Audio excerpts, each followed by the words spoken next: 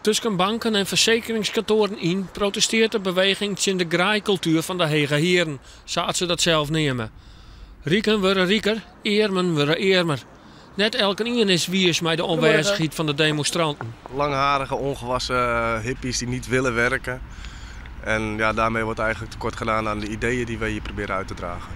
En dat merk je dus hier op straat? Ja, er wordt ons toch wel regelmatig nageroepen van ga toch werken of zulke soort dingen. Dat is wel zonde. Toch is er ook waardering, met name voor het doorzettingsvermogen. Ik medewerkers van banken, dat de Occupy-beweging de pielken opjocht, hebben begrip voor de protesten. Een bank is absoluut nodig. Ja, zonder banken kennen we echt net. Maar er moet beter tafelsjoch wijzen op van hoe het precies werkt en waar wat doet en zo. En, ik denk dat dat goed is dat zij daar aandacht voor vregen en het vast wel invloed.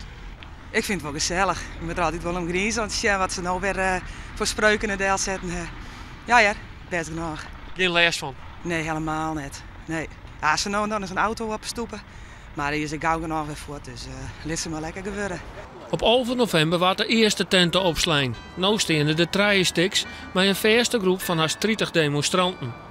Met een kacheltje kwamen ze de strange winter terug. Eten en drinken wordt alle dagen bij elkaar. We krijgen heel veel spul van voorbijgangers.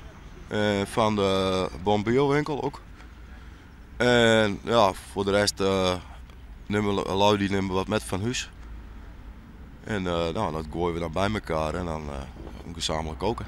In Nederland staan er nog zo'n 10 kampementen. In Gwonplakken is de Occupy-beweging ophouden of binnen ze dwongen om het kamp op te breken. In Ljouwert zet men terug.